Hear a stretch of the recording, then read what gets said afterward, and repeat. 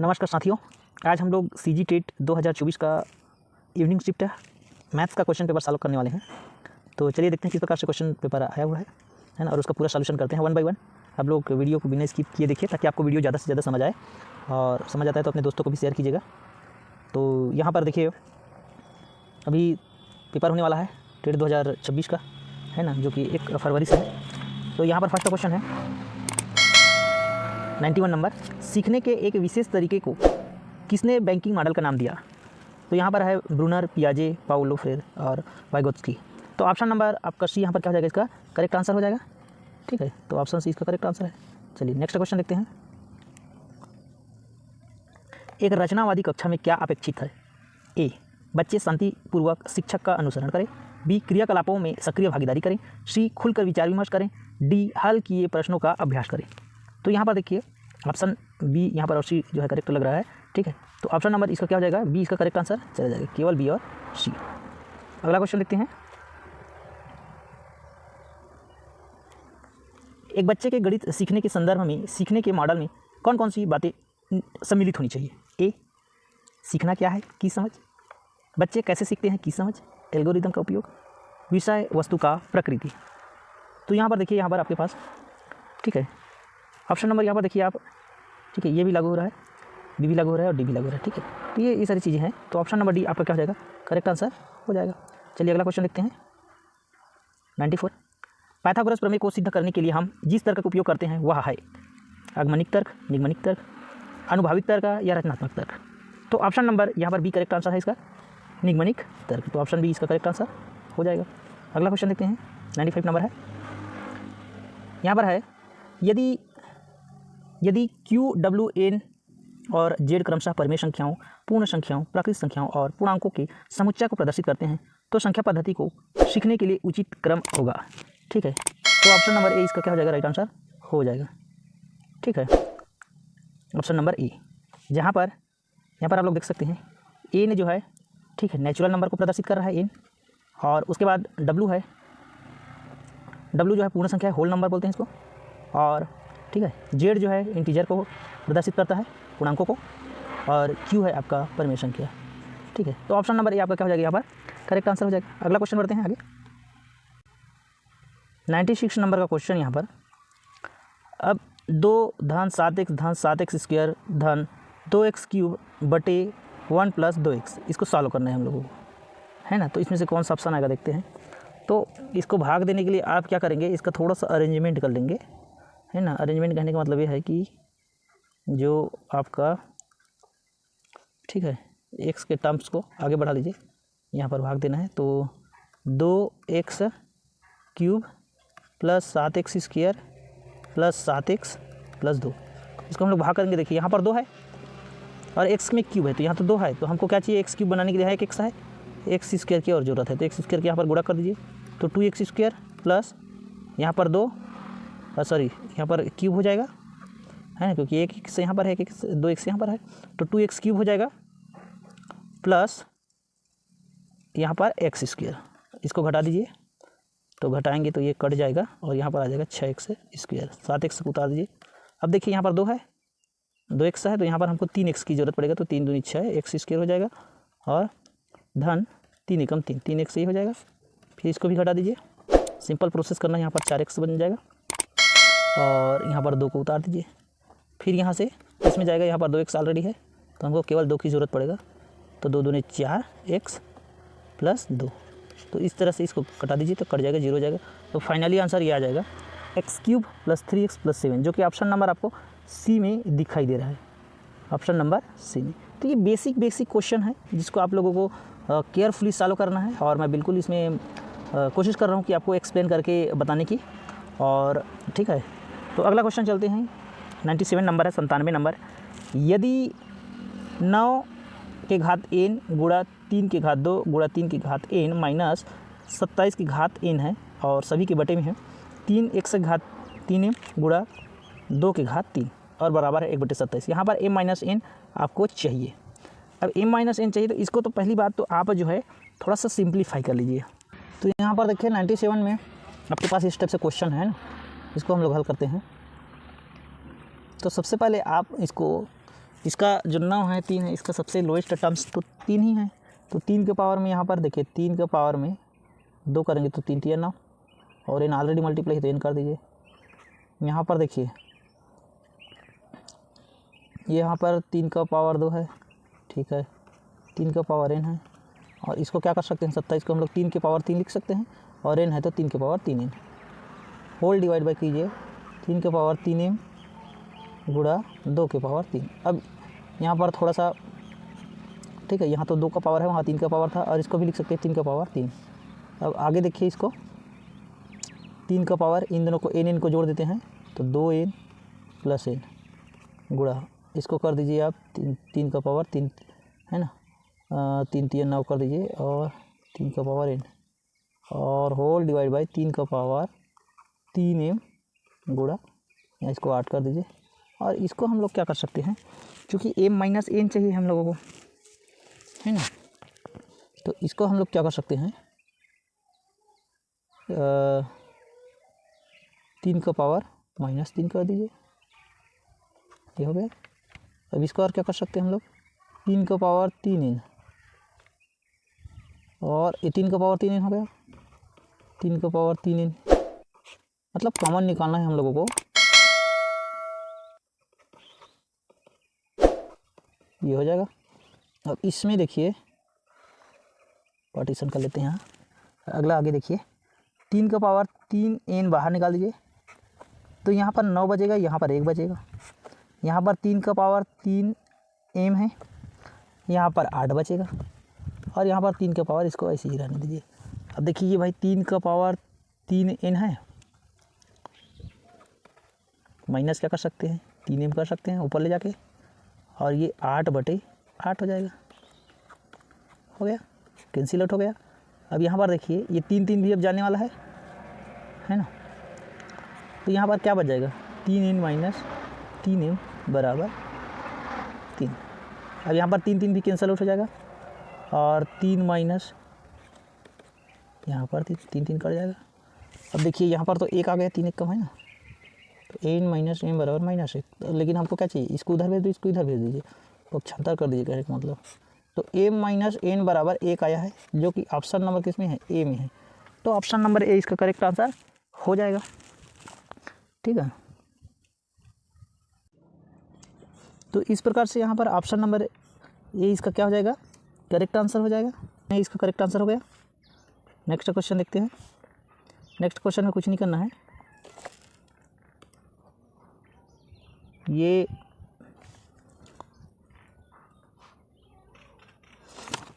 देखिए इसमें क्या करना है, 98 नंबर है,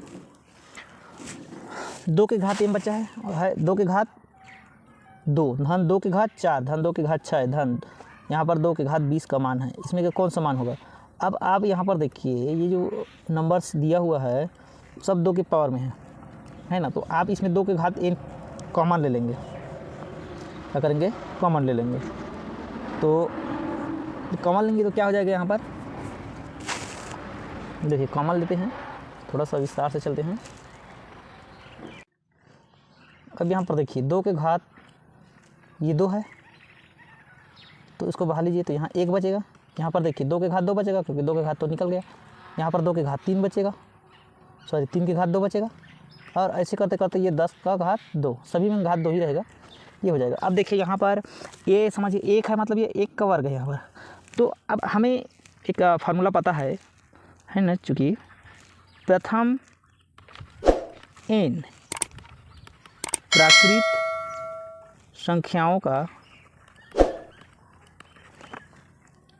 संख्याओं के वर्गों का योगफल, इसका फार्मूला क्या होता है, इसका फार्मूला होता है n प्लस 1 और 2n प्लस 1 और सभी का होल डिवाइड बाई 6। यहाँ पर n बराबर 10 है, n बराबर क्या है 10 है, क्योंकि 10 ही संख्या है। अब यहाँ से रखते हैं योगफल हमको चाहिए, है ना, योगफल हमको क्या चाहिए, यहाँ पर देखिए अभिष्ट मान क्या होगा,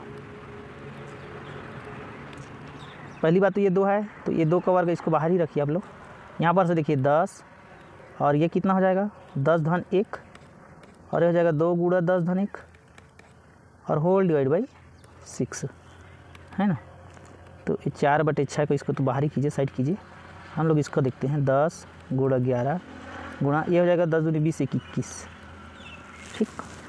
अब यहाँ पर जो कटेगा कटा देते हैं और उत्तर ले आते हैं। तो यहाँ पर क्या क्या कटने वाला है, दूनी तिया, 3 एकम 3 सत्ते, तो 11 सत्ते 77 हो जाएगा, है ना। और इसको गुणा कर लेते हैं आप, तो 7 दूनी 14, 7 दूनी 2 का करते हैं, 7 दूनी 14, 7 दूनी 14 1 15 और शून्य है 10 का, है ना। तो ये आपका उत्तर हो जाएगा, ठीक, जो कि ऑप्शन नंबर डी में दिया हुआ है। तो इस प्रकार से इसका आंसर ये हो जाएगा। अगला क्वेश्चन है 99 नंबर, यदि 2x धन 3y बराबर 8 और xy बराबर 2 है, तब 8x त्रिघात धन 27x क्यूब का मान है। अब इसमें का कौन सा है। अब देखिए इसमें से ये तो दिख रहा है कि मान लीजिए आप यहाँ पर 2 चीज़ें मान सकते हैं कि आपके पास इसको a ले लीजिए, इसको b ले लीजिए, तो a b के क्यूब करेंगे तो a क्यूब b क्यूब आएगा। तो a क्यूब b क्यूब का फार्मूला क्या होता है उसको देखते हैं, है ना, फिर ये इजीली बन जाएगा।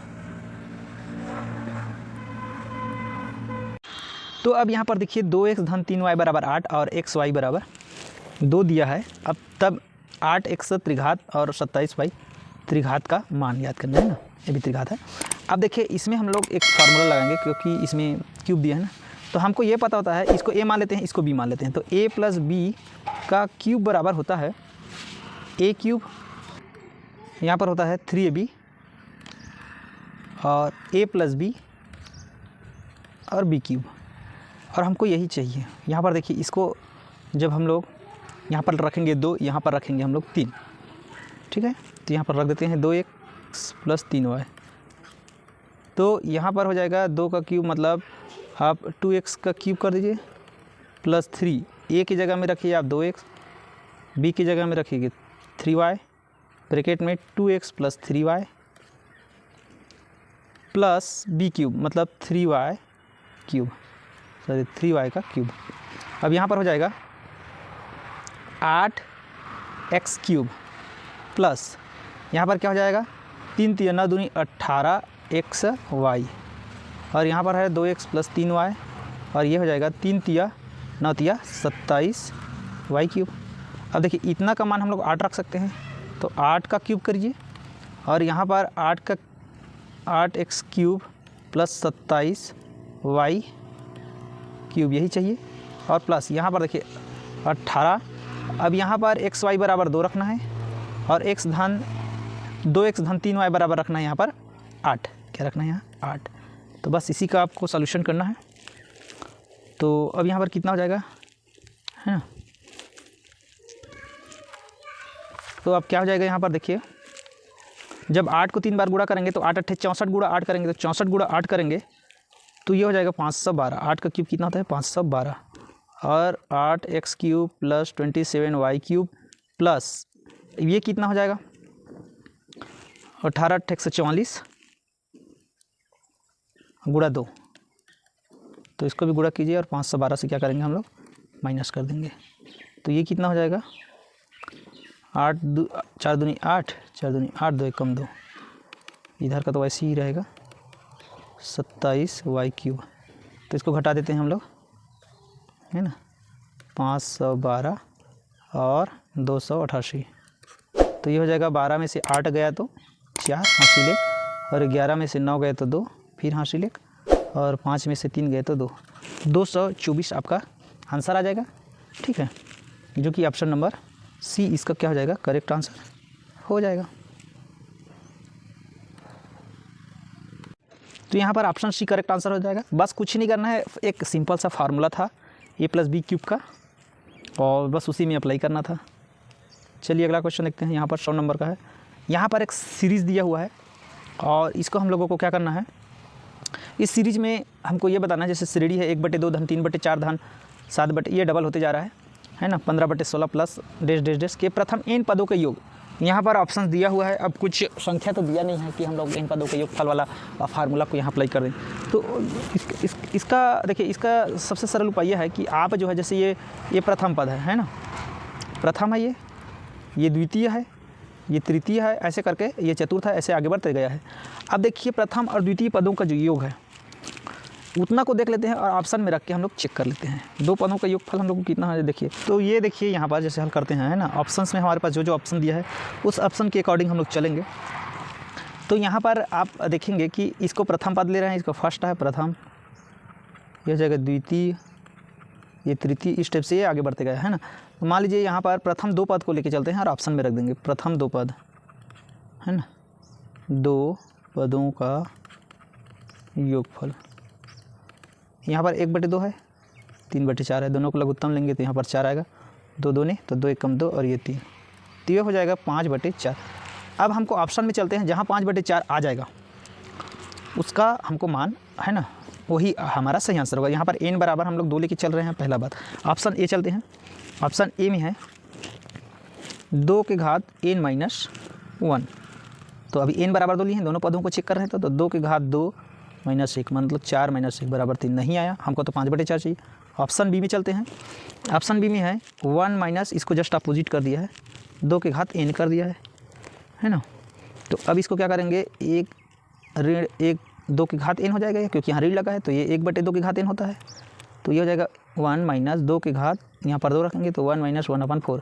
तो यहाँ पर देखिए 4 एकम 4, तो 4/1, तो ये हो जाएगा 3/4। ये भी नहीं होगा। ऑप्शन सी में देखते हैं। इस टाइप से सारे हम ऑप्शन को चेक करेंगे तो हमारा आंसर जो जल्दी निकल जाएगा। ये n+1 है ना। तो देखिए 2 के घात ऋण n है तो इसको 2 के घात n कर सकते हैं प्लस n+1, तो 2 के घात 2 धन 2 धन 1, तो ये हो जाएगा, ठीक है। सॉरी यहाँ पर माइनस है, यहाँ पर क्या है, माइनस है, तो ये माइनस कीजिए। तो 1/4 ऋण 1, तो ये हो जाएगा 4 एकम 4, 1 ऋण 4/4, तो ये हो जाएगा -3/4। ये भी नहीं है। और ऑप्शन डी देखते हैं आखिरी, 2 के घात ऋण n है धन n-1, इसको करते हैं तो ये हो जाएगा 2 के घात n हो गया धन n-1, तो 2 के घात 2 करेंगे, n बराबर 2 रखेंगे -1, ये हो जाएगा 1/4 और इधर हो जाएगा धन 1, तो ये देखिए 1 धन 4/4, तो ये हो जाएगा 5/4, जो कि हमारा यही लाना था, है ना। तो ये ऑप्शन डी में आ रहा है, तो ऑप्शन डी आपका क्या हो जाएगा, करेक्ट आंसर हो जाएगा। अगला क्वेश्चन है, रमेश एवं सुरेश की आयु का अनुपात 4:5 है। 12 वर्ष पश्चात यह आयु 5:6 हो जाएगा, तो सुरेश की वर्तमान आयु है। अब देखिए यहाँ पर इसको हम लोग क्या कर सकते हैं, यहाँ पर आप जो है सबसे पहले तो आप इसको देखिए, जैसे जैसे दिया है रमेश की आयु कितना दिया है, मान लो अनुपात तो 4:5 का है ना, रेशियो कितना दिया है 4:5, यही आयु में आने वाला है। तो देखिए रमेश का 4x ले लेते हैं, सुरेश भाई का 5x ले लेते हैं। अब 12 साल बाद है ना, ये लॉन्ग है, शॉर्टकट भी बताऊंगा मैं। तो देखिए 12 साल बाद, अब 12 साल बाद जोड़ेंगे तो क्या हो जाएगा, रमेश का आयु कितना हो जाएगा 4x धन 12 होगा, और सुरेश का क्या हो जाएगा 5x धन 12 होगा। का आयु का जो अनुपात है 5:6 होगा, मतलब इन दोनों का जो बटे होगा वो 5:6 हो जाएगा। तब इसको हल कर लेते हैं। तो 6 है तो इधर जाएगा, तो 6 चौके 24x प्लस 12 छक्के 72, इधर देखिए 5 का गुणा करेंगे हम लोग, तो 5 पंचे 25x धन 12 पंचे 60, तो ये 24x है, ये 25x है, ये उधर जाएगा और ये इधर आएगा। 25x से ऋण 24x, दोनों x घटाएंगे तो x इधर बचेगा, इधर 12 बचेगा, 1 बराबर 12 आया। तो आपको क्या पूछा है, सुरेश भाई का पूछा है, सुरेश का वर्तमान, सुरेश कितना है यहाँ पर, यह है 5x वाला, सुरेश का कितना है 5x, तो बस 5 गुणा 12 कर दीजिए, तो 12 पंचे 60 आपका उत्तर आ जाएगा, 60 वर्ष, जो कि ऑप्शन नंबर आपको डी नज़र आ रहा है। इसको शॉर्टकट कैसे करते हैं, शॉर्टकट में कुछ नहीं करना होता है आपको। देखिए यहाँ पर यह है ना, इसका शॉर्टकट तरीका मैं आपको बता रहा हूँ। और एक बार और आगे देखिए, रमेश और सुरेश का आयु का अनुपात कितना दिया है यहाँ पर, रमेश सुरेश का आयु के अनुपात अभी दिया है 4:5। 12 साल बाद ये हो जाएगा 5:6। देखिए दोनों का अंतर कितना है यहाँ पर, 1-1 का है, 1-1 का है तो कुछ नहीं करना पड़ेगा। अगर दूसरा रहता तो इसको LCM लेके उसमें गुणा कर देते। अब यहाँ पर दोनों का अंतर कितना है, 1 का है। अरे कितना साल बाद बोला है, 12 साल, तो 1 का 12 साल हो गया। अब चूंकि यहाँ पर सुरेश का बोला है, सुरेश का 5 साल है, देखिए यहाँ से, तो बस 12 में 5 का गुणा कर दीजिए, तो 12 पंचे 60, ये 60 कट है। आपको जो अच्छा लगता है आप उसको फॉलो कीजिए, है ना। तो ऑप्शन नंबर आपका क्या हो जाएगी, ये डी आपका करेक्ट आंसर हो जाएगा। चलिए नेक्स्ट क्वेश्चन की ओर आगे बढ़ते हैं। 102 नंबर, है ना। यहाँ पर है, यदि दो संख्याएं एक संख्या की क्रमशः 20% और 50% है, पहली संख्या दूसरी संख्या का कितना प्रतिशत है। अब भाई पहला संख्या जो बोला है, सीधा सीधा क्वेश्चन, इसमें कुछ दिमाग नहीं लड़ाना है। पहला संख्या और दूसरा संख्या, पहला संख्या आपको क्या नज़र आ रहा है 20%, दूसरा संख्या आपको क्या नज़र आ रहा है 50%। अब ये बोल दिया दोनों का अनुपात, लो भैया अनुपात कर देते हैं, यहाँ भी परसेंट है और 100% है ना, कितना प्रतिशत है तो 100% है। अब देखिए प्रतिशत कट जाएगा, 0 0 कट जाएगा। अब यहाँ पर 2/5 बचा है, अब 5 का यहाँ पर काटेंगे, यहाँ पर 2/5 बचा ना, यहाँ पर सर 5 एकम 5 बीसम, तो 20 दूनी 40%, जो कि ऑप्शन नंबर आपको सी दिख रहा है 40%, तो ऑप्शन सी सही आंसर हो जाएगा। अगला क्वेश्चन देखते हैं, है ना। इस क्वेश्चन को देखिए 103 नंबर। एक ट्रेन जिसकी लंबाई 600 मीटर है, 72 किलोमीटर प्रति घंटा की रफ्तार से चल रही है, 300 मीटर लंबी सुरंग को पार करने में उसे कितना समय लगेगा। तो इसमें सिंपल सा फार्मूला लगाना है और फार्मूला लगा के उसमें क्या कर देना है, चाल बराबर दूरी बटे समय को लगा देना है। अब देखिए यहाँ पर चाल बराबर क्या होता है, चाल बराबर होता है यहाँ पर दूरी बटे समय। अब इसको समय चाहिए, तो समय बराबर क्या हो जाएगा, समय बराबर दूरी बटे चाल हो जाएगा। अब यहाँ पर कुल दूरी आपको कितना नज़र आ रहा है, एक ट्रेन की लंबाई ए ले लेते हैं और एक जो सुरंग है उसको पार कर रहा है उसकी लंबाई बी ले लेते हैं, और यहाँ पर चाल है, चूँकि लंबाई किस में दिया है मीटर में, और चाल को दिया है किलोमीटर प्रति घंटा में। किलोमीटर प्रति घंटा मतलब अगर उसको मीटर पर सेकंड करेंगे तो 18/5 हो जाता है। तो अब देखिए यहाँ पर जब इसे यहीं पर ले लेते हैं, 600 प्लस कितना जोड़ेंगे 300, ये तो हो गया भाई। और चाल आपको दिख रहा है 72 किलोमीटर प्रति घंटा की रफ्तार, लेकिन मीटर में दिया है, इसको भी मीटर प्रति सेकंड में करेंगे तो मीटर प्रति सेकंड मतलब 5/18 करना पड़ता है, तो ये मीटर हो गया और ये मीटर प्रति सेकंड हो गया। अब 18 एकम 18 चौक 72, ये 5 चौक 20 हो जाएगा, कितना हो जाएगा 5 चौके 20 हो जाएगा, है ना। तो अभी यहाँ पर ले लेते हैं, पहले 900 ऊपर को जोड़ेंगे तो 300 600 900 हो जाएगा, और यहाँ पर 5 चौके 20 हो जाएगा। अब देखिए यहाँ पर एक 0 तो गया भाई, तो 90/2 हो जाएगा, तो ये कितना हो जाएगा 45 सेकेंड आपका लगा, जो कि ऑप्शन नंबर ए में आपको दिया हुआ है। तो ऑप्शन है इसका क्या हो जाएगा, करेक्ट आंसर हो जाएगा। अगला क्वेश्चन देखते हैं, बहुत ही बढ़िया क्वेश्चन आया हुआ है, जो कि सरल भी है कहा जाए, ज़्यादा इसमें कोई तामझाम नहीं है। यहाँ पर देखिए एक समानुपात का प्रश्न है, तो समानुपात में यहाँ पर देखिए आपके पास एक क्वेश्चन दिया हुआ है। समानुपात में एक चीज़ होता है कि मध्य पद बराबर होता है बाह्य पद, या बाह्य पदों बराबर, है ना, बाह्य पदों का गुणनफल मतलब XZ बराबर मध्य पदों का गुणनफल, तो वाई है तो वाई स्क्वायर हो जाएगा। यहाँ से हम लोग Z का मान निकाल लेते हैं, क्या निकाल लेते हैं Z, तो ये हो जाएगा वाई स्क्वायर अपॉन X।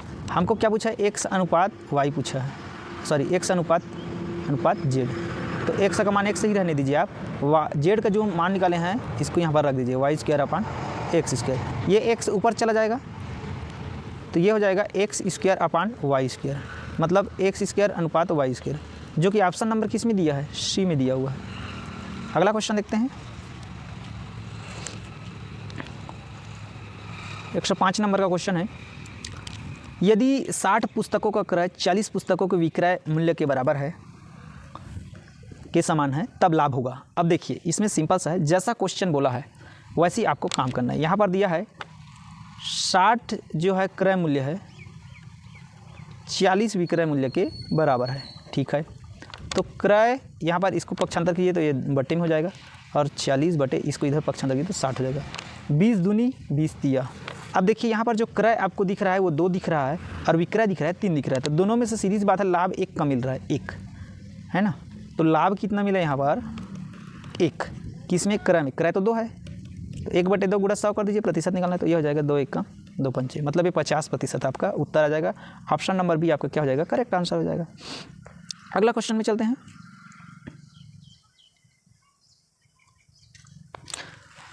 एक वृत्त का क्षेत्रफल जिसमें उत्कीर्ण वर्ग का क्षेत्रफल 144 सेंटीमीटर है तो होगा, अब क्या होगा। अब देखिए भाई ये इसको थोड़ा सा समझना है ना, आपके पास एक सर्कल है और उसके अंदर क्या बना है, एक वर्ग बना हुआ है, ठीक है, इस टाइप का वर्ग बना है। अब इसमें जो है इसका क्षेत्रफल आपको दे दिया गया है, ठीक है। अब क्षेत्रफल 144 तो दे दिया है, हमको क्या चाहिए, हमको वृत्त का क्षेत्रफल चाहिए। अब वृत्त का क्षेत्रफल देखिए, वर्ग का क्षेत्रफल है, अगर इसका मान लीजिए ये केंद्र बिंदु है, क्या ये केंद्र बिंदु है।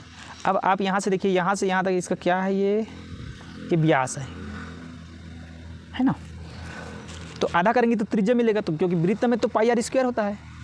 अब आप जो कि वर्ग है ये, तो वर्ग में चारों भुजा समान होता है। अब वर्ग का है ना, यहाँ पर देखिए वर्ग का क्षेत्रफल बराबर क्या होता है, वर्ग का क्षेत्रफल जो होता है ना, वर्ग का क्षेत्रफल जो होता है वो होता है भुजा का वर्ग, किसका वर्ग, भुजा का वर्ग। और ये दिया है, भुजा का वर्ग दिया है 144 सेंटीमीटर स्क्वायर। तो ये भुजा बराबर क्या आपको मिल जाएगा, 12 में 144 होता है, ये मिल गया भुजा। अब ये तो मिल गया आपको, ये कितना मिला है, सब जो है भुजा जो है आपको मिल जा रहा है 12 मिल गया। अब विकर्ण, हमको विकर्ण का सूत्र, विकर्ण और भुजा का संबंध पता है। विकर्ण निकालेंगे तो यहाँ से इसका व्यास निकलेगा। विकर्ण बराबर होता है √2 इंटू भुजा होता है। तो यहाँ पर हो जाएगा, ये तो 12 आया है भुजा, तो ये हो जाएगा √2 इंटू भुजा, मतलब 12 √2, इसका क्या हो जाएगा, भुजा मिल गया। अब हमको विकर्ण है तो व्यास का बराबर है, विकर्ण जो है व्यास का बराबर है, तो इसका त्रिज्या निकालेंगे। विकर्ण है ना बराबर यहाँ पर व्यास है, और जब 12 √2, तो इसका जब त्रिज्या निकालेंगे तो त्रिज्या व्यास का आधा होता है। त्रिज्या जो क्या होता है, व्यास का आधा होता है, तो 12 √2 / 2 है ना। तो अब क्या करेंगे, यहाँ पर 6 √2 आपका क्या हो जाएगा, ये त्रिज्या हो जाएगा।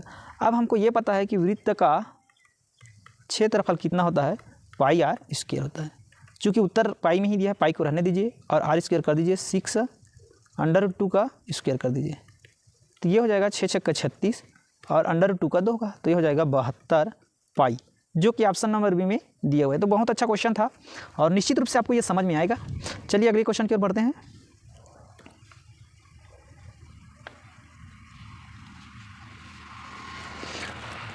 यहाँ पर है, एक समचतुर्भुज की परिमाप दिया है 160 सेंटीमीटर। यदि उसके एक विकर्ण की लंबाई 60 सेंटीमीटर है, तब समचतुर्भुज के क्षेत्रफल होगा। अब देखिए समचतुर्भुज और चतुर्भुज में, तो चतुर्भुज का जो चारों कोण जो साइड में रहता है वो 90 अंश का हो जाता है। यहाँ पर जो है इसका विकर्ण में 90 अंश होता है। अब देखिए समचतुर्भुज का सबसे पहली बात तो आपको चित्र देखिए, ये आपका समचतुर्भुज हो गया, चारों भुजा बराबर रहेगा, लेकिन यहाँ 90-90 नहीं बनेगा, लेकिन यहाँ तो ज़रूर बनेगा। ये और ये दोनों मिला के 90 बनता है यहाँ पर, ठीक है। इसको ध्यान से समझना। मान लीजिए ये ए है, बी है, सी है, डी है, बीच में ओ ले लेते हैं। अब आप देखिए यहाँ पर दिया क्या है, परिमाप। परिमाप तो 4 ही रहेगा, है ना। समचतुर्भुज का परिमाप जो क्या होता है, 4 होता है, मतलब 4 इंटू भुजा होता है, जो कि कितना दिया है 160। तो भुजा बराबर यहाँ पर क्या मिल जाएगा, यहाँ से कटा दो 4 से, तो 160/4 करेंगे तो 4 × 16 40। हमको ये 40 मिल गया, सभी तरफ क्या मिल गया 40। अब यहाँ पर एक विकर्ण जो दिया है ये 60 दिया है, भुजा कितना मिला 40, और विकर्ण यहाँ पर है, एक विकर्ण है, एक विकर्ण और जरूरत पड़ेगा, क्योंकि इसका जो विकर्ण होता है 1/2 विकर्ण, 1 × विकर्ण 2, तो एक विकर्ण तो दिया है 60, दूसरा विकर्ण का पता ही नहीं है। अब क्या करेंगे, देखिए ये यहाँ से यहाँ तक 60 है, आप काम कीजिए इसको आधा आधा कर लीजिए, ये 30 हो जाएगा, ये भी 30 हो जाएगा।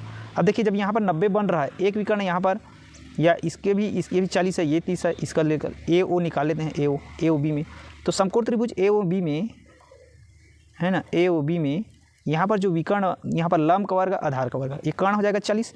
तो यहाँ पर ए ओ बराबर ए ओ का वर्ग और ओ बी का वर्ग बराबर ए बी का वर्ग हो जाएगा। अब यहाँ पर ए ओ तो पता ही नहीं है, लेकिन ओ भी 30 निकाले हैं यहाँ, 30 क्योंकि 60 दिया था, तो 30 का वर्ग और ये 40 का वर्ग, तो ये हो जाएगा 900 और ये हो जाएगा 4 × 1600, दोनों का अंतर 700 है। ए ओ का वर्ग बराबर 700, तो ए ओ बराबर क्या हो जाएगा √700। इसको 10 देखिए 100 बन रहा है, 7 गुणा, तो 10 बाहर निकल जाएगा। अच्छा, कई लोग ऐसे लिख देता हूँ तो समझ में भी नहीं आता है, ये भी एक समस्या है। अभी कैसे आया भाई, इसको थोड़ा सा एक्सप्लेन कर ही देता हूँ ताकि ये किसी को समस्या न जाए। यहाँ पर ओ ए का स्क्वायर है, यहाँ पर देखिए 7 × 100 लिख सकते हैं 700 को, और जब इसको ओ ए रूट करेंगे तो रूट इसमें जाएगा 7 में, और ये 10 का वर्ग करते हैं तो 100, तो ये 10 हो जाएगा इसको अंडर करने से, और ये 7। अब आ गया समझ में। अब चूंकि यहाँ पर ए ओ निकल गया और ओ सी भी निकालेंगे तो विकर्ण पूरा हो जाएगा, मतलब इसको डबल कर दो। तो यहाँ पर यहाँ लिखते हैं ए सी एक विकर्ण है ना, 2 गुणा ए ओ कर देते हैं, मतलब 2 गुणा 10 अंडर रूट 7 कर देते हैं। देखिए ध्यान से आपको समझना होगा, क्योंकि अब मैं सब तरफ लिख रहा हूँ इसको, है ना। इसको तो मेरे को ब्लैंक पेज में बनाना था, लेकिन कोई बात नहीं है। तो ये 10 दूनी 20।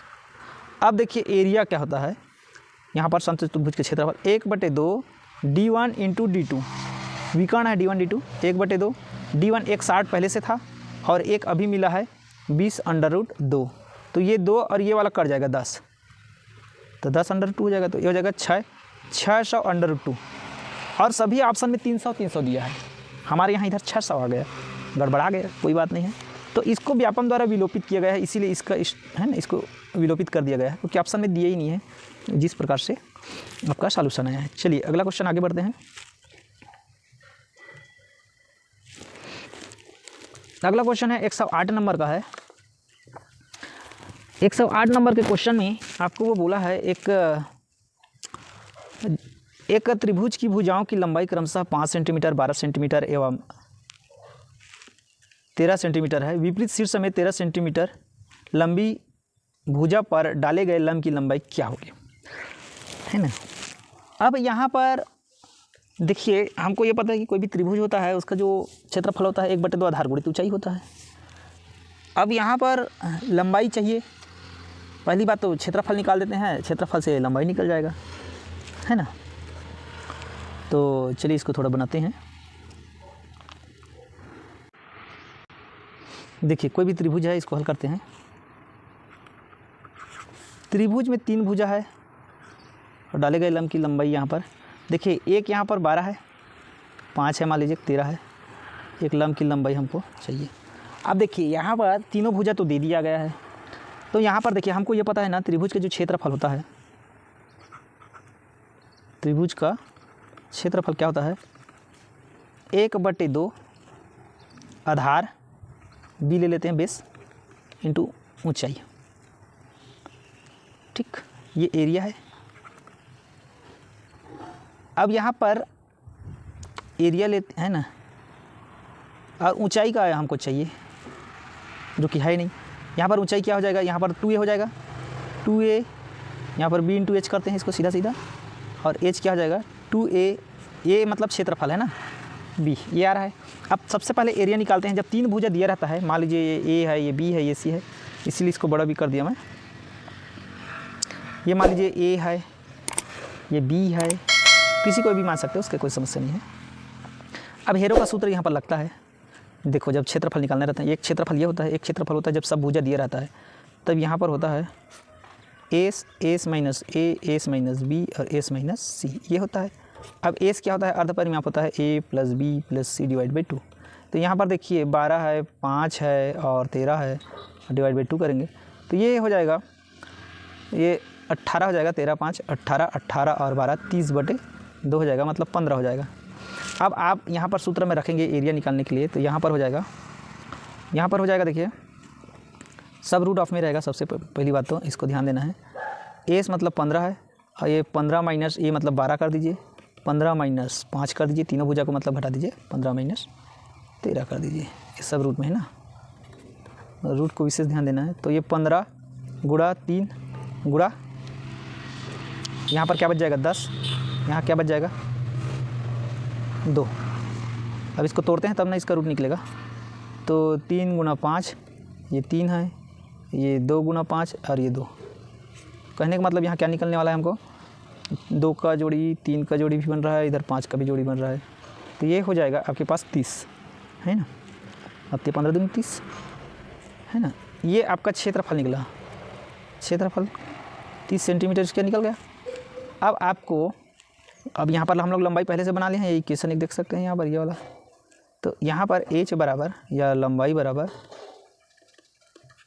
बराबर यहाँ पर 2 गुणा क्षेत्रफल मतलब एरिया डिवाइड बाई बेस। तो बेस तो इधर 13 ले लिए हैं, तो 2 गुणा 30/13, तो ये हो जाएगा 60/13, है ना, जो कि ऑप्शन नंबर ए में दिया हुआ है, यही इसका करेक्ट आंसर हो जाएगा। चलिए अगला क्वेश्चन देखते हैं। 109, यदि एक त्रिभुज के कोणों का अनुपात 2:3:4 है तो सबसे बड़ा कोण। अब देखिए हमको एक चीज़ पता है, जैसे यहाँ पर कोणों का अनुपात दिया है तो इसको मान लेते हैं कोण जो है 3 कोण बनेगा। 3 कोण मान लीजिए 1 2x, यहाँ से अनुपात लेते हैं b बराबर 3x और c बराबर 4x, यही सबसे बड़ा कोण है। अब हमको पता है कि त्रिभुज की तीनों कोणों का योग है ना, तीनों कोणों का योग कितना होता है, योग बराबर होता है 180 अंश होता है। तो यहाँ पर तीनों को जोड़ दीजिए, यहाँ पर मतलब 2x 3x 4x बराबर 180, 2 3 5 5 4 9, 9 100 बराबर हो जाएगा 180, तो 100 बराबर हो जाएगा 180 बटे 9 एकम 9 दूनी 0, 100 बराबर यहाँ पर आया 20, हमको 4x चाहिए है ना, तो 4 गुणा 20 मतलब सबसे बड़ा कोण कितना जाएगा 80। सबसे बड़ा कोण बोल रहा है तो ये आया 80, अगर सबसे छोटा बोलता है तो 2x मतलब 40 आता। ठीक है, तो ऑप्शन नंबर यहाँ पर आपका बी करेक्ट हो जाएगा। अगला क्वेश्चन में चलते हैं।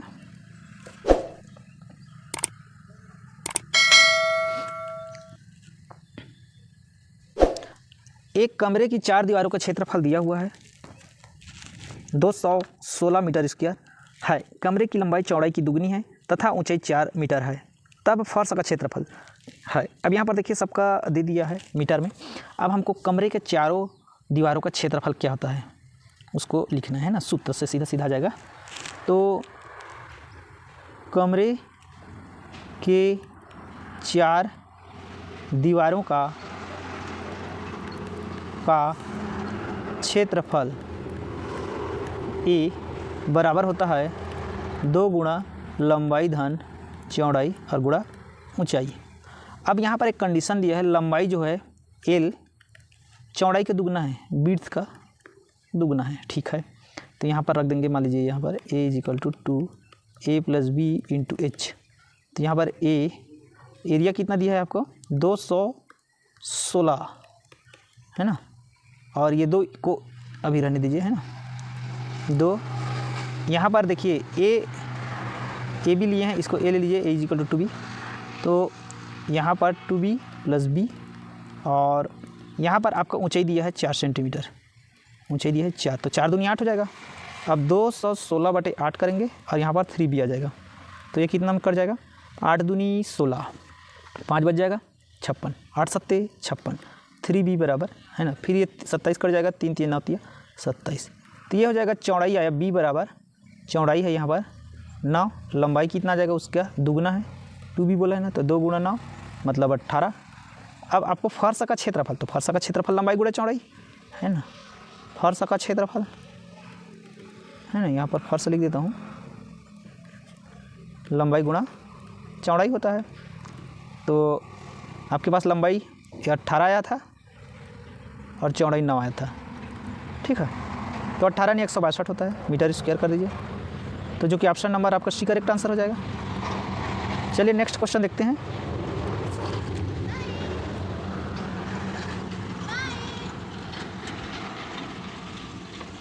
यहाँ पर है, यदि किसी घन का संपूर्ण क्षेत्रफल 1176 सेंटीमीटर है तब उसका आयतन है ना।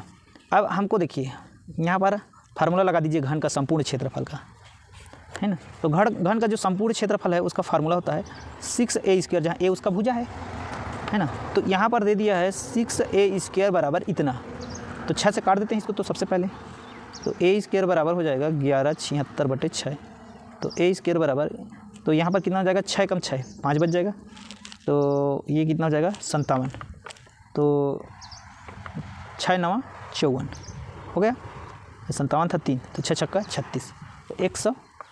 ठीक है, यहाँ पर 196 आ जाएगा। अब 196 मतलब यहाँ पर इसको रूट करेंगे तो 14 का है, तो 14 सेंटीमीटर ये हो गया।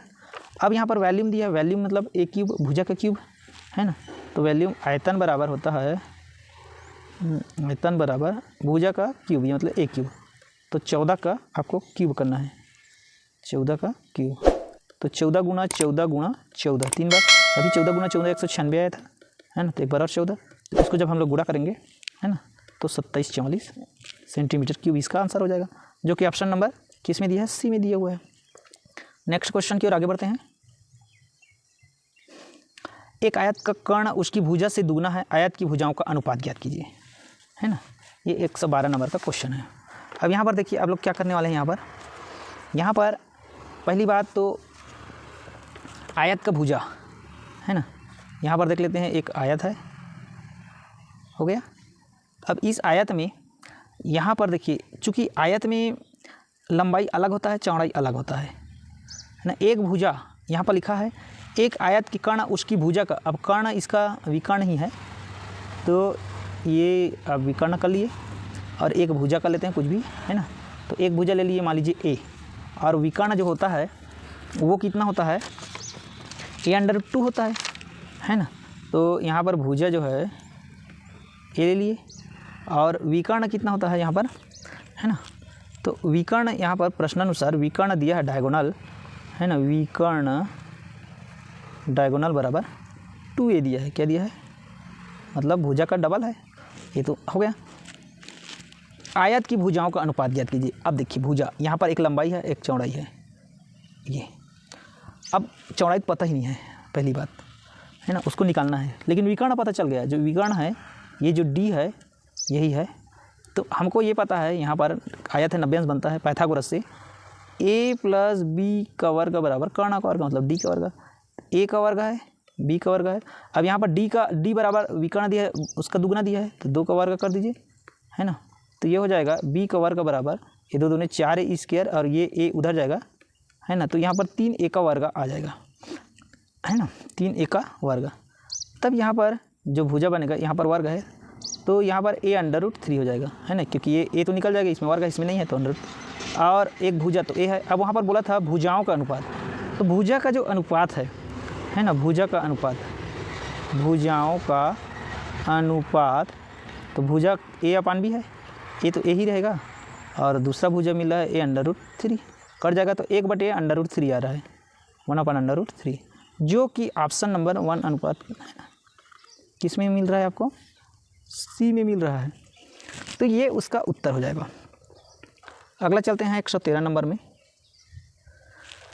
यहाँ पर ABCD एक चतुर्भुज है जिसमें AB बराबर 6 सेंटीमीटर, BC बराबर 12 सेंटीमीटर, CD बराबर 15 सेंटीमीटर, ADA बराबर 7 सेंटीमीटर तथा BD बराबर 9 सेंटीमीटर। चतुर्भुज का क्षेत्रफल ज्ञात कीजिए। अब इसमें देखिए, इस क्वेश्चन में जो है ABCD एक चतुर्भुज बनाते हैं, और इसमें एक भुजा एक्स्ट्रा 5 भुजा दे दिया, ठीक है, विकर्ण को दिया है, तो इसको चलिए बनाते हैं। देखिए, प्रश्नानुसार चलते हैं। यहाँ पर मान लेते हैं कुछ भी, ABCD सब भुजा है। अब AB यहाँ पर 6 सेंटीमीटर, BC 12 सेंटीमीटर, है ना, और CD 15 सेंटीमीटर, 7 सेंटीमीटर, एक और दिया है, उसको छोड़ दीजिए। अब चारों भुजा जब इस टाइप का कोई भी चतुर्भुज देता है, और उसका अनियमित चतुर्भुज बोलते हैं इसको, क्योंकि कुछ भी भुजा दे दिया रहेगा, तो उसका हेरो का सूत्र के अनुसार जो ब्रह्मगुप्त सूत्र होता है, ब्रह्मगुप्त सूत्र में इसका उपयोग होता है। तो इसको कैसे करते हैं, देखिए, ये ABCD है, यहाँ पर 4 भुजा हम लोग ले लिए, है ना। अनियमित चतुर्भुज का क्षेत्रफल के लिए ब्रह्मगुप्त सूत्र का उपयोग करते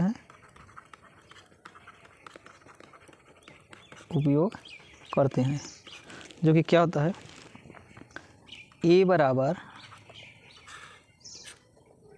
S - A, S - B, S - C, S - D, इस टाइप से। अब इसको A बराबर मान लीजिए, इसको B बराबर मान लीजिए, इसको C बराबर मान लीजिए, इसको D बराबर मान लीजिए आप, है ना, छोटा d बड़ा d जो भी लेना है, ठीक है। अब जहाँ A बराबर ना, उसका अर्ध परिमाप होता है, मतलब A + B + C + D/2 होता है। तो यहाँ पर देखिए 6 है, 12 है, 15 है, 7 है, /2 करेंगे, है ना। तो इसको जोड़ेंगे तो ये हो जाएगा 40/2, मतलब हो जाएगा 20। अब एरिया देखते हैं इसका,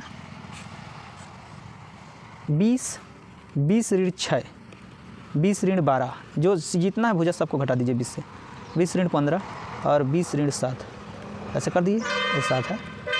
तो ये हो जाएगा √20 × 14 × ये 8 हो जाएगा, और ये 5 हो जाएगा, और ये 13 हो जाएगा। अब इसको देखिए क्या क्या निकलने वाला है। यहाँ से 4 × 5 = 20 होता है, और ये 5 है, 5 है ना। इसको थोड़ा और कर देता हूँ ताकि आप लोगों को ज़्यादा समस्या ना हो, है ना।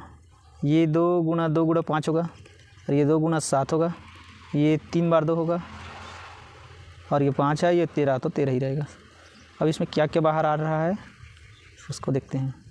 देखिए यहाँ पर कितना 2 है, 1 2 3 4 5 6 2, 6 2 मतलब 3 2 बाहर आने वाला है। 2 गुणा 2 गुणा 2, और क्या निकलने वाला है 5, है ना। 5 का जोड़ी बन रहा है। अब 7 और 13 का तो नहीं बन रहा है, तो 7 गुणा 13 ही लिख दीजिए। उसको हम लोग क्या कर सकते हैं, तो 8 2 दूनी 4 4 दूनी 8 8 5 40, ये हो जाएगा 40, है ना, अंडर 19। तो इस टाइप से इसका हो जाएगा, है ना। अब ये ऑप्शन में स्टेप का तो दिया ही नहीं है ना। तो अब समझिए स्टेप से आ रहा है ना। तो ये इसका जो आंसर है वो, है ना, विलोपित में चला जाएगा। अगर इसमें पॉइंट में भी अगर ये लगभग 9 या 81 10 होता है, तो लगभग जो है पॉइंट में भी करेंगे तो 40 गुणा 9.539 इस टाइप से कुछ आएगा। और गुणा करने से भी 40 निया हो जाएगा, तो उतना ऑप्शन में तो दिया ही नहीं है ना। तो ये इसका फिर जो है आंसर है ना। ठीक है, तो कोई भी ऑप्शन यहाँ पर मैच नहीं किया है, इसलिए इसको भी विलोपित में रखते हैं। ठीक है, क्योंकि इसका यही सलूशन होता है अनियमित का, और कुछ फार्मूला नहीं होता है। आपको कुछ दूसरा सलूशन होगा तो आप कमेंट्स में बता सकते हैं।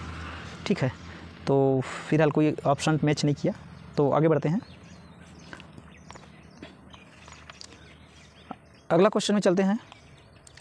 यहाँ पर देखिए, यदि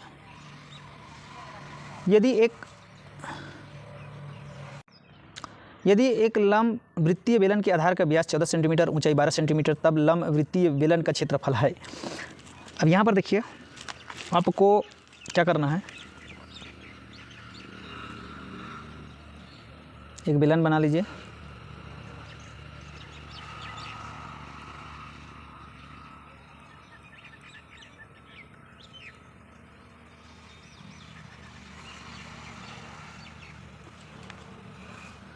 तो यहाँ पर देखिए एक बेलन है,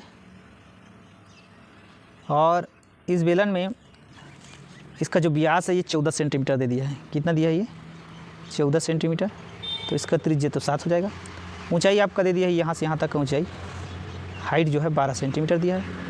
अब हमको पता है कि जो यहाँ पर देखिए त्रिज्या 8 मिला और 7 मिला, ऊंचाई कितना मिला, 14 मिला, सॉरी ऊंचाई 12 मिला। अब हमको क्या पता है कि बेलन का संपूर्ण क्षेत्रफल का व्यास जो होता है, निवृत्ति बेलन का संपूर्ण क्षेत्रफल का जो व्यास होता है वो होता है 2 पाई r और r प्लस h। इसी में हमको रखना है।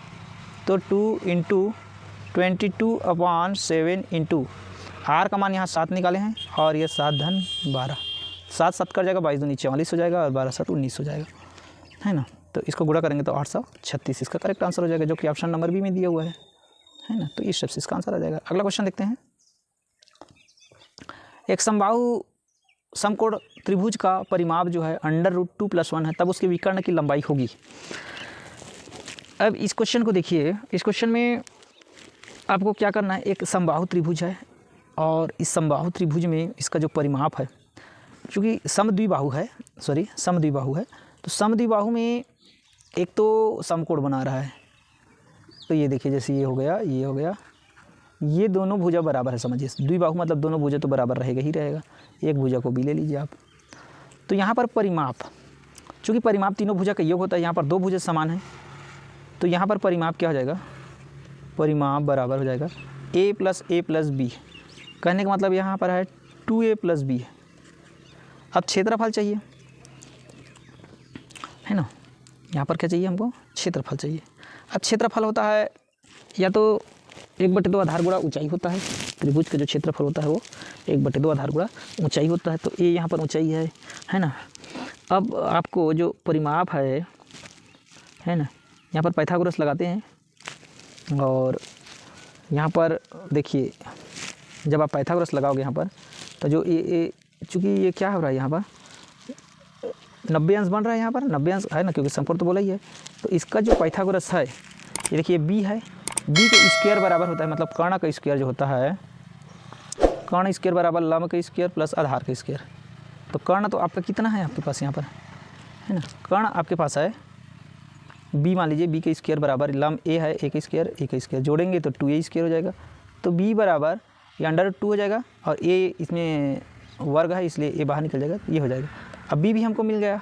अब तीनों का देखिए यहाँ पर परिमाप है ना, तब ये विकर्ण मिल गया, है ना। अब यहाँ पर विकर्ण की लंबाई है ना, लंबाई पूछा है यहाँ पर परिमाप के रिस्पेक्ट में, परिमाप भी दिया है। और तो इसको आगे बढ़ते हैं। परिमाप कितना दिया है देखिए, परिमाप जो होगा यहाँ पर मैं निकाला था 2a + b निकाला था ना, है ना। तो परिमाप बराबर हो जाएगा माप, मतलब यहाँ पर a + b, तो यहाँ पर 2a, b का मान क्या है a√2, तो ये हो जाएगा a बाहर निकल जाएगा और इसको हम लोग 2 बार लिख सकते हैं, मतलब √2 लिख सकते हैं प्लस a√2। तो यहाँ से देखिए √2 और a बाहर निकाल दीजिए, a√2 बाहर निकाल दीजिए, तो आपके पास क्या बच जाएगा, यहाँ पर √2 बचेगा, यहाँ पर 1 बचेगा। और परिमाप बराबर यही तो दिया हुआ है √2 + 1, तो ये दोनों तरफ से कट जाएगा, है ना। तो a√2 बराबर यहाँ पर 1 बचेगा, है ना।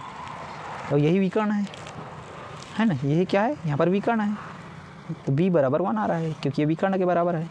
तो इसका उत्तर क्या हो जाएगा, ए ऑप्शन हो जाएगा। बस इतना ही करना है, इधर उधर करके जो है इसको, है ना, मेन इसका सलूशन है और कुछ नहीं रखा है इसमें। अगला क्वेश्चन में आगे बढ़ते हैं।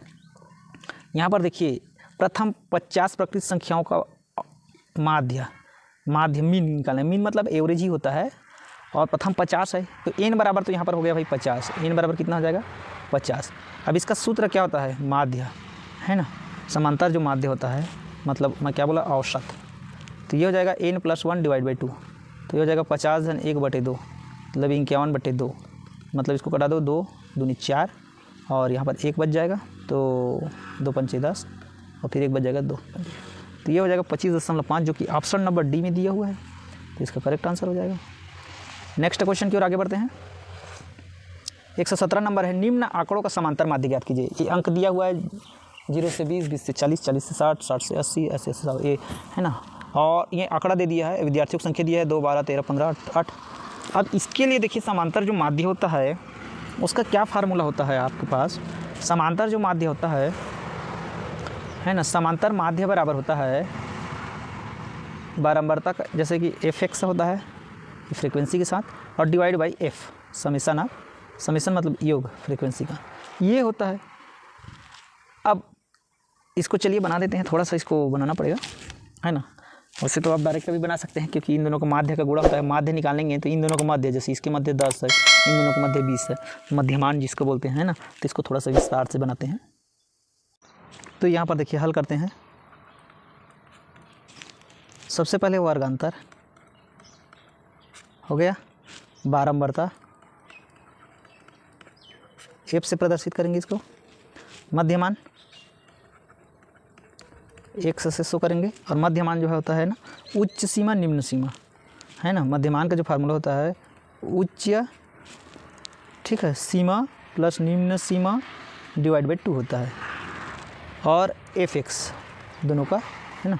तो यहाँ पर देखिए आपके पास 0 से 20 दिया है, 20 से 40 दिया है, 40 से 60 दिया है, 60 से 80 दिया है, 80 से 100 दिया है, हो गया।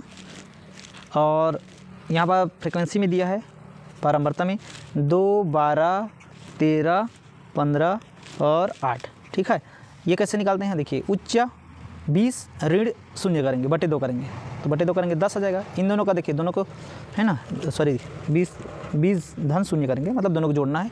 जैसे ये हो जाएगा 60, बटे 2 करेंगे तो 30, तो ऐसे इसी के अंतराल में आ जाएगा 30, इसका 50, इसका 70, है ना, इसका 90, ये मध्यमान हो गया। अब इन दोनों गुणा f(x) में, तो ये 20 हो जाएगा, 10 दूनी 12 तिया 36, 3 से 60 हो जाएगा, 13 पंचे 65 हो जाएगा, है ना, और 15 7 105, ये 0 लगा दीजिए, 9 8 72।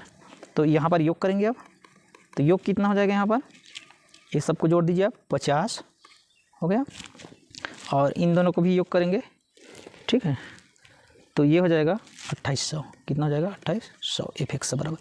अब हमको समांतर माध्य बराबर पता है, जो सूत्र होता है समांतर माध्य बराबर, है ना, समांतर माध्य बराबर होता है ना, summation of F into x मतलब सबका योग, जैसे ये वाला और है ना एफ। तो देखिए ये 2800 आया है और ये कितना आया है 50। इसको काट देंगे, शून्य शून्य कट जाएगा, 280/5। तो ये है ना 5 पंचे 25, 5 छक्के 30, तो 56 इसका आंसर आ जाएगा, जो कि ऑप्शन नंबर बी में दिया हुआ है। चलिए नेक्स्ट देखते हैं। अगला क्वेश्चन है, निम्न पाई चित्र में कुल अंक 720 है तो गणित में प्राप्त अंक। अब यह गणित 96 अंश दिया हुआ है टोटल। इसमें देखिए एक सूत्र होता है ना प्राप्त अंक निकालने का। देखिए ये होता है θ/360, 360 सबका डिग्री है वृत्त का, और यहाँ पर कुल अंक जो दिया है ना, कुल अंक बस इतना ही कर लीजिए। तो ये देखिए 96 है, गणित के लिए निकालेंगे तो है ना, जिसके लिए निकाल रहा था उसको हम लोग लेते हैं यहाँ पर, और कुल अंक 720 है। तो आप इसको क्या करेंगे, देखिए शून्य से शून्य कर जाएगा, 36 से कम 36 दूनी, तो बस 96 गुणा 2 कर दीजिए तो आपका आंसर आ जाएगा। ठीक है,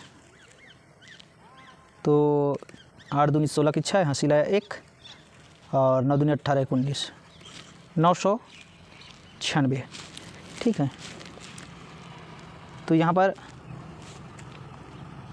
सर यहाँ थोड़ा मिस्टेक हो गया था, तो यहाँ पर 96 गुणा 2 किए हैं, तो 6 दूनी 12, हासिल 1, 9 दूनी 18 1 19, ऑप्शन नंबर सी इसका करेक्ट आंसर हो जाएगा, है ना। तो इस टाइप के कुछ भी क्वेश्चन पूछेगा तो 96 की जगह बदल दीजिए। यहाँ मान लीजिए विज्ञान रहता है 112 और कुछ रहता तो उसको बस 96 को बदल देते, आ जाता आंसर। अगला क्वेश्चन है, एक यहाँ पर देखिए, निम्न स्तंभ चित्र में किस देश की जनसंख्या दर जर्मनी से 25% अधिक है। अब जर्मनी से यहाँ पर मान लीजिए, यहाँ पर सब जनसंख्या दिया हुआ है ना, ये जनसंख्या दर है प्रति हज़ार में 20,000, 15,000, 16,000 ऐसे कुछ कुछ दिया हुआ है। अब आपको जर्मनी से यहाँ पर अधिक, जर्मनी यहाँ पर 16 दिया है, मतलब 16,000 है, तो इसका उत्तर तो ऐसे ही दिख रहा है कि यहाँ पर आपको बोल दिया है कि वो है ना 25% अधिक है। ये देखिए दोनों का अंतर यहाँ पर, ये 20,000 आ रहा है। तो बना के देखते हैं, माना जनसंख्या जो है, अभी जो जनसंख्या है वो कितना है, जनसंख्या 100% है। जनसंख्या कितना परसेंट है, जनसंख्या 100%, क्योंकि 100% ही रहेगा। अब 25% अधिक बोल रहा है, तो 25% अधिक मतलब, अधिक कहने का मतलब क्या है, 100 धन 25 कर दीजिए तो 125% हो जाएगा, है कि नहीं। तब अब हम लोग निकाल लेते हैं 125% के हिसाब से, है ना। जर्मनी के दिया है 16 हो गया, और यहाँ पर 125% लाना है, बटे 100 कर दीजिए। अब इसको कटा दीजिए, 25 पंचे 25 चौके, तो ये हो जाएगा 16, 5/4, 4 एकम 4 चौके, 4 पंचे 20, तो ये आ जाएगा 20 किस में है ना।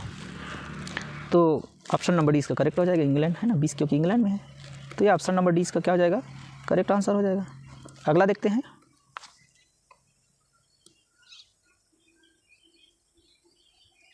एक पाई चार्ट दिया हुआ है।